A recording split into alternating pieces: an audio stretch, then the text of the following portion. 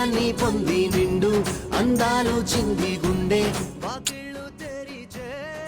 ఎంత అద్భుతమైన పాట. ఆహా, నిజమైతే ఎంత రుచిగా ఉంటుంది అంటే చూడే ముందున్న కథనే. ఋతువులన్నీ పోత పోసి బ్రతుకు చీర నేచినట్టుగా.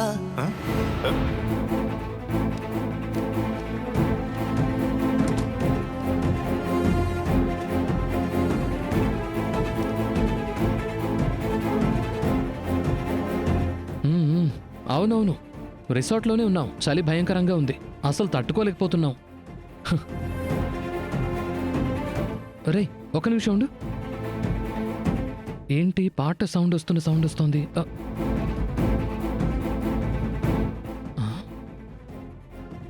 మామ కోమాలో ఉన్నారు, మరి పాట ఎవరు వింటున్నట్టు?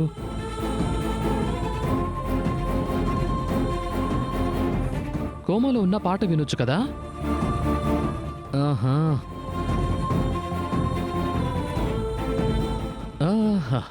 ఆహా, ఏం పాట. మామ, నేను సౌండ్ కొంచెం తగ్గించి పెడతాను. నేను అక్కడ ఫోన్ మాట్లాడుకుంటాను, మీరు పాట ఎంజాయ్ చేయండి.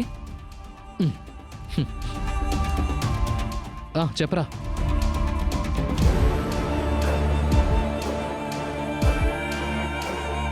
మా మామతో పాటు అందరం వచ్చాంరా.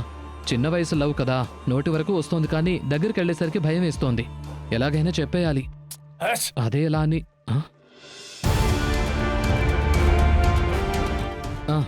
తాను ఓకే అని ఒక మాట చెప్పేస్తే చాలరా. ఎవరు అడ్డొచ్చినా మా పెళ్లి జరిగి తీరుతుంది.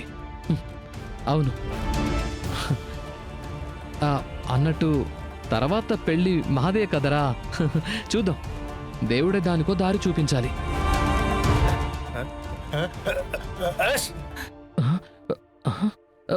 ఒక నిమిషం ఉండు.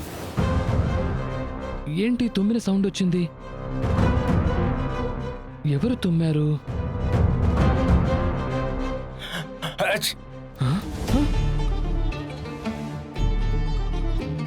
మా ఒక నిమిషం లైన్లో ఉండు.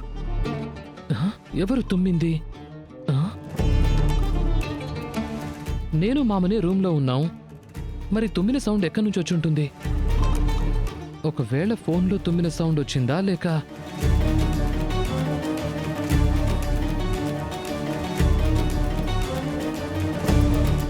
ఏమోలే, అదేదో మన భ్రమే అయ్యుంటుందిలే. అసలు దానికి ఛాన్సే లేదే. తుమ్మిన సౌండ్ క్లియర్గా వినపడింది. ఎవరు తుమ్మినట్టు?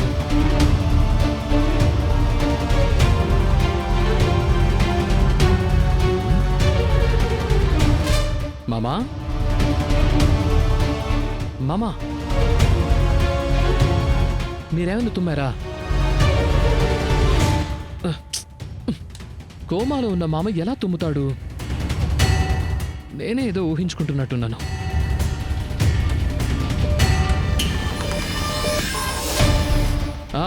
ఏం లేదురా.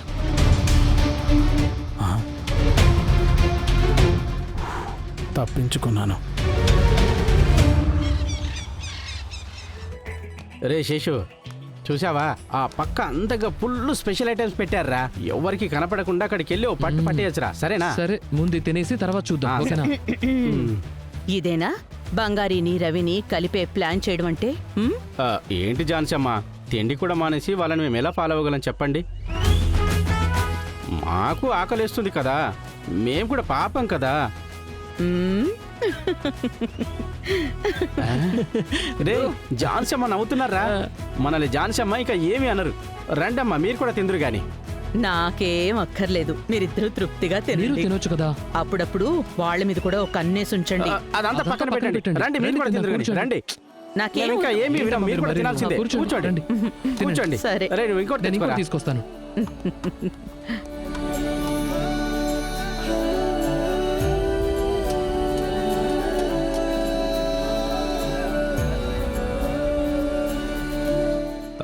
బంగారి, ఇక్కడికి రా. బంగారి, నీళ్ళు. పోరా.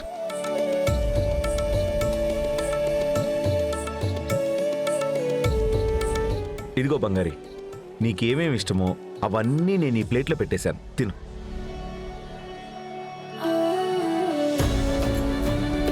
తిను. లేదు పర్వాలేదు ఉండనివ్వండి సార్, మీరు తినండి, నేను ఇంకోటి పెట్టుకుంటాను. ఏంటి బంగారి, నేనిస్తే తినవా ఏంటి? తిను. మరి మీకు?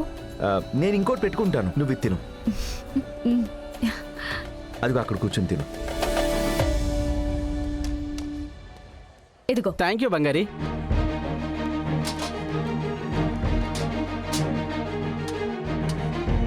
రవి, ఆ?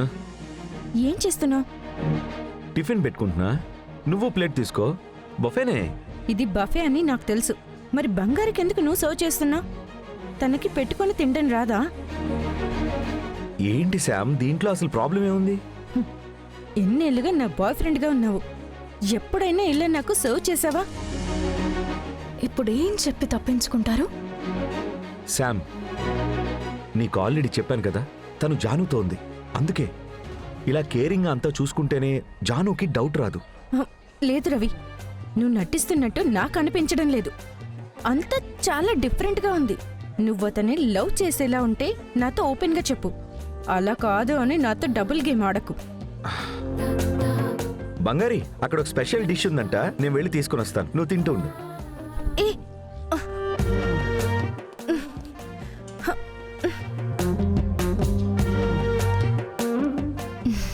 శామ్, నీకొక్క విషయం మాత్రం ఎందుకు అర్థం కావడం లేదు? గర్ల్ ఫ్రెండ్ కి వైఫ్ కి చాలా తేడా ఉంటుంది. నువ్వు ముందు తనకి గర్ల్ ఫ్రెండ్ అయ్యుండొచ్చు, నీతో ఆయన ఎలాగైనా ఉండుండొచ్చు. ఇప్పుడు నేను ఆయనకి వైఫ్ని, అందుకని నాతో ఆయన ప్రేమగా ఓపిగ్గా కన్సర్న్తో ఉంటున్నారు. నువ్వు అది అర్థం చేసుకో. బంగారి, ఇదిగో ఇది నువ్వు ట్రై చేసి చూడు, చాలా బాగుంటుంది. రవి సార్, నా కోసం మీరు ఇలా పరిగెత్తి మీరు ఇంకా తినకుండా ఉన్నారే. ముందు మీరు తినండి. ఏ పర్వాలేదు, నువ్వు తిను. అలాంటిదేం అక్కర్లేదు, తినండి సార్.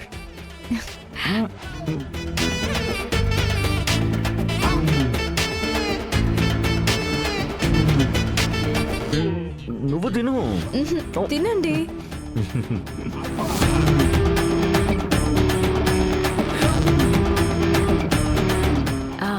రవి సార్, నాకు ఒక హెల్ప్ చేస్తారా? చెప్పు.